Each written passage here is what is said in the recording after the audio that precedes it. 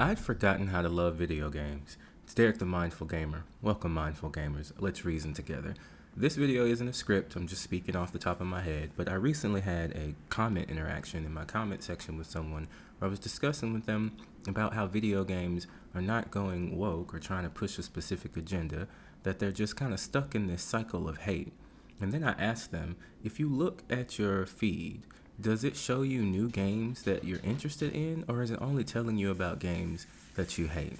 And to be honest with you, I had to realize that I also hurt myself in my confusion because my feed looks exactly the same.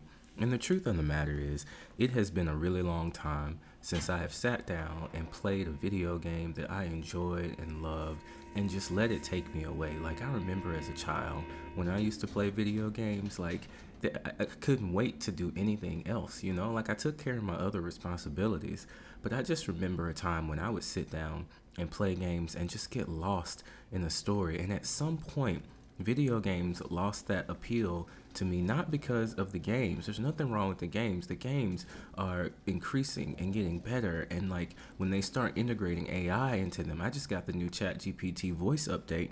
And I instantly, like, I've just been sitting with my mouth agape just thinking about the implementation in games. Could you imagine playing Mass Effect and actually speaking your dialogue lines? Now, I want to hold space for the fact that voice creators are probably going to lose out a lot, and I hope that there are protections for them. In fact, there's a game strike going on right now because of that. But I just think about the future of what games can be, and then I realized, like, at some point I stopped caring about this hobby as much as I used to. And I think a variety of things went into that. I think becoming a content creator is probably one of the biggest influences on it, not to mention just life in general and being an adult. But when I started making content about video games, it stopped being like something I did for fun and started to be something I was doing for work. And I was afraid to like showcase the games that I really enjoy, because is that going to be in the algorithm? Is that going to be what people care about? Is it going to get views? Is it going to get likes? Are people going to talk about it? And that's just not a way to enjoy something. So I've decided that I'm going to get back to my love of video games. And the first thing that I need to do that, by the way, this game on the screen right now is called Goodbye Seoul. The gameplay looks a little erratic because the truth of the matter is I have this energy, and I made this video. I was playing Goodbye Seoul, and I was doing a wonderful voiceover at the same time. I normally don't play little 2D games like this because, like, I don't know, I feel, not 2D, but pixel graphic games, because I used to feel like, you know, it's pixel graphics. Why do I have this powerful PC and I'm playing these games with graphics like this? That was such a toxic mindset that I had to get out of. So my plan for getting back to my love of video games involves quite a few steps. The first step is just simply acknowledging that I have way too many games. I do. I have more games installed on my PC and on my Xbox that if I try to stop and play them all from start to completion, I truly think it would take the better part of 4 to 5 years, to be honest with you. It's just too many games. I can't play them all. And I have to like reduce the amount of choice that I have available to me so that I can sit down and play.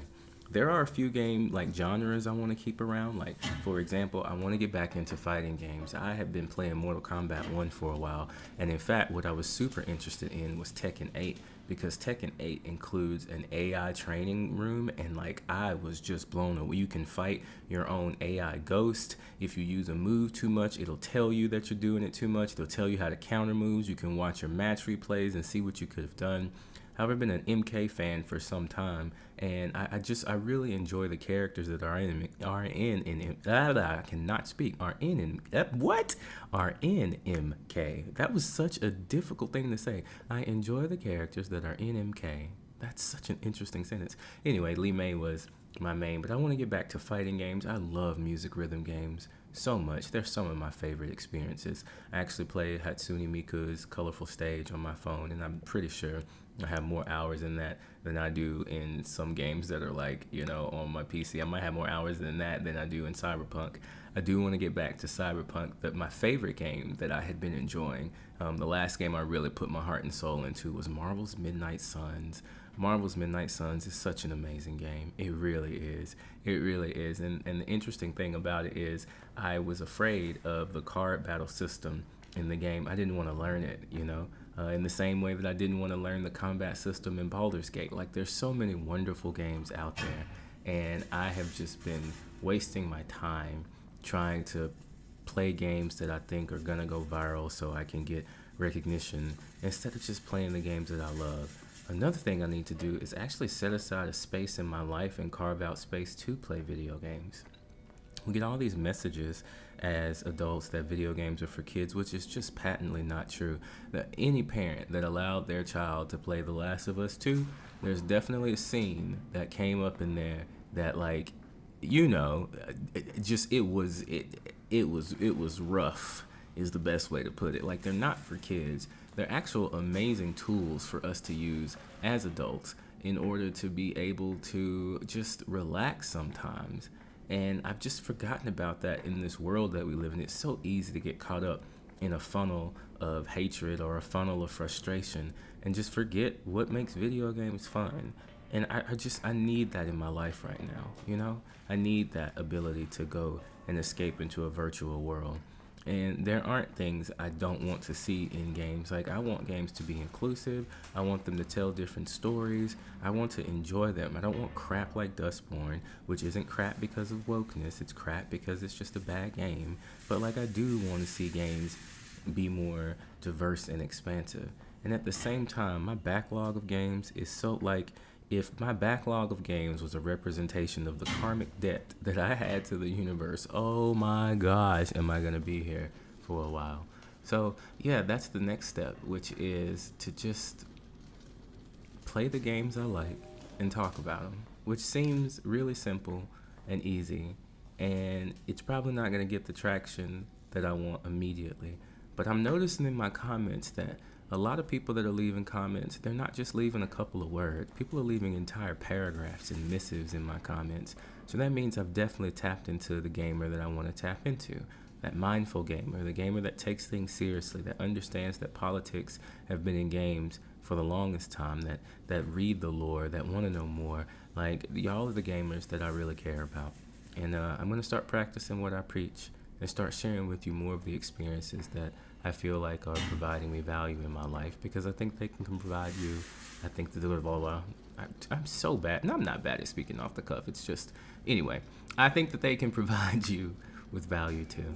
So I encourage you, let's get back to our love of video games. Seriously, let's set aside time.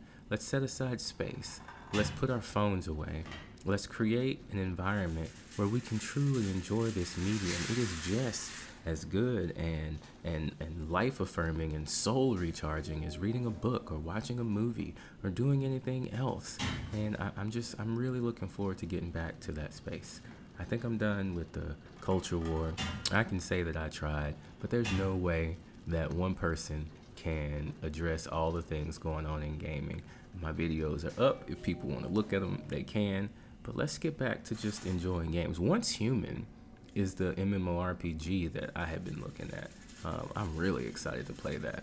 And yeah, in order to get to a place where I can play games and stream at the same time, I'm gonna have to get a better PC. Like, it just has to happen. There's just no way. There's no way my little PC cannot stand streaming and playing games at the same time. So that's gonna be the goal. And I'm gonna make content in hoping to get to a place where I can finance that goal. And I can get on here and go live with you all and just enjoy games. Just let this be a space where we can enjoy games with a meeting of the minds, as if we were all sitting down, drinking tea really fancy and discussing the concepts in them. So if you've been following me up until this point, thank you so much. I appreciate you. And if you're new to the channel, even if you disagree with me about things, as long as you disagree with me with civility, and by civility I mean no racial slurs, please, I am excited to have you here because I do want a diversity of opinion. So y'all take care. I hope you enjoyed this conversation, and I'm looking forward to sharing with you games in a way that enriches your life. Take care, mindful gamers. I'll see you soon.